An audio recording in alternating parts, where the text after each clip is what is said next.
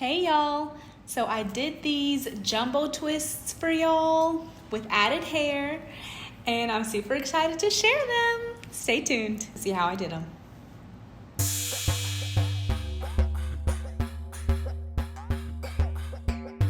My name is Dasha. I'm also known as the hair doula and we are gonna jump right in. So y'all, I made this literally years ago, but this video still slaps, so I'm sharing it, okay? Just know the quality is not gonna be as good. But right now I'm showing you the parts that I made. I parted it ahead of time because I never did this before. So I was like, if I parted it ahead of time, if I make mistakes, then it'll be all right, you know? It won't be the end of the world because I can just fix it really easy. Right now I am experimenting with the hair and how I'm gonna crochet it in and what my technique's gonna be. I'm trying to figure out how long I want it as well because again, I had no clue what I was doing. So I'm just testing. But I'm using 2 pieces of Connect-A-Lawn hair per twist because I don't want them to be super thick. So here I've already done the back half of my head and I have to say I'm impressed. But I'm gonna show y'all exactly how I did it, okay? So first take the section and detangle it thoroughly. This is going to make everything so much easier if you just do it ahead of time. Because as you can see, I just had a knot that I had to get out and it's gonna be a lot more annoying to do that if you're in the middle of doing a twist. So just go ahead, detangle it. It's also gonna make your twist smoother and nicer as well. So just detangle it. But now I'm taking this moisturizer. Y'all, my granny actually made this for me. She uses it in her hair. And even though it's not something I normally use, it's perfect for this. It's a mixture of shea butter, vegetable glycerin, and coconut oil. And although I wouldn't necessarily recommend it for everyday things, because I'm putting added hair into my hair and this added hair is gonna be rubbing up against my hair, it's really important to make sure that my hair is protected and that added hair is gonna kind of rub up against mine smoothly, basically. It's not gonna be snagging it and breaking it. So I really love using that mixture when I'm doing a style like this. Next, I am applying some Eco Styler gel. It was like the one that's in like the black container and the gel itself is like a brownish color. I think it's like a higher hold Eco Styler gel. But I'm really just smoothing my roots down, making sure that it's laid, making sure that everything's looking really clean. If you want to really lay your edges, you might want to kind of like plan that into this portion, especially for the front of your head. But I'm not really big on the edge land thing, to be honest with y'all, so I'm not doing that. I'm just smoothing it out. Now Layla done chewed up my brush, y'all. She chewed up my brush, and I need to throw it away, but I'm using it to further smooth my section. Honestly, if I were to do this again, I would just use my detangling brush. That's what I use now when I'm smoothing my hair, when I'm like making a really clean puff or anything like that. So you can use a boar bristle brush or you can use your detangling brush as well. That's what I use when I'm smoothing.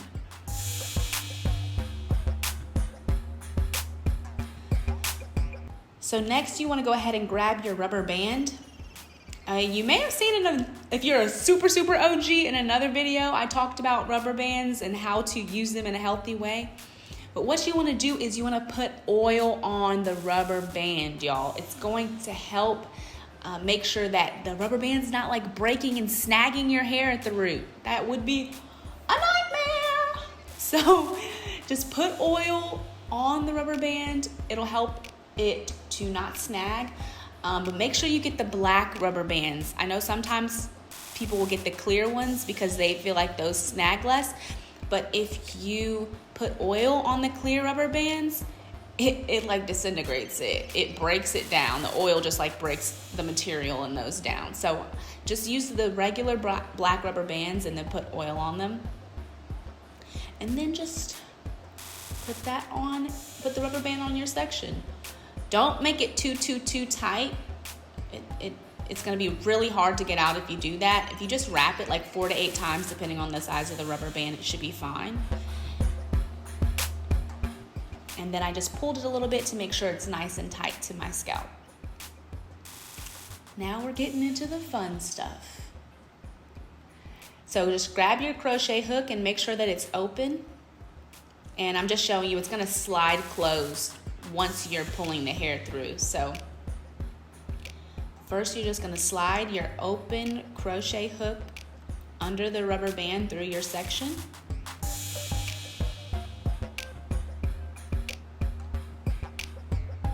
You can see the hook just poking through the other side. And I'm just gonna leave it hanging there for a second while I get my hair together. Again, I'm using 2 pieces of the Kanekalon hair. I am showing you the first one, but I'm gonna overlap the second one as well. It's gonna be thicker towards the base, and then you want it to just taper towards the end. So you just wanna overlap the hair in the middle so that you get that taper effect, just like your real hair does.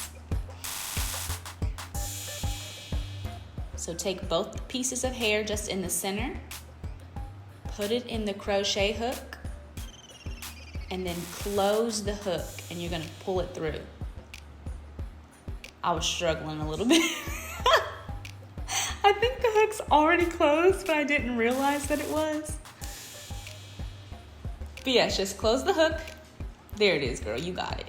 There we go, good job. And just pull it through.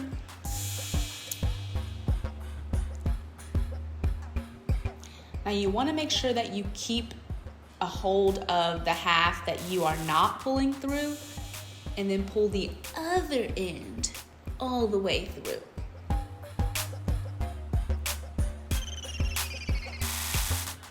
Once again, just a little struggle bus moment, but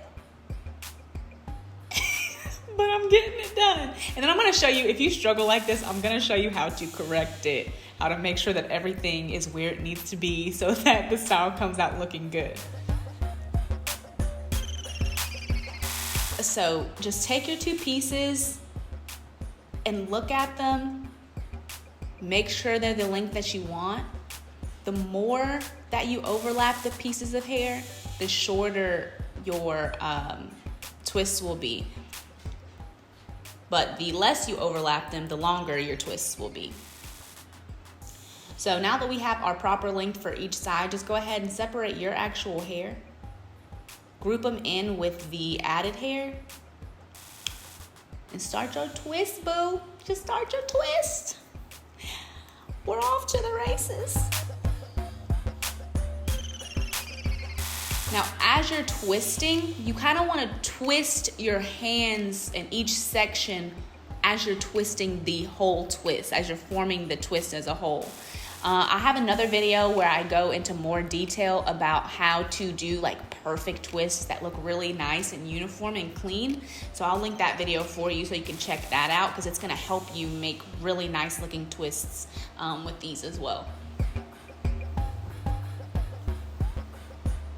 I'll also say, because my hair is really long, I really only needed those 2 pieces of Kanekalon hair. But if your hair is a little shorter and you want really full twists, I would add another piece or 2. As you're getting to the end of the added hair, you want to make sure that you're twisting really tight at the end to help to secure the end so that your twists don't come unraveled.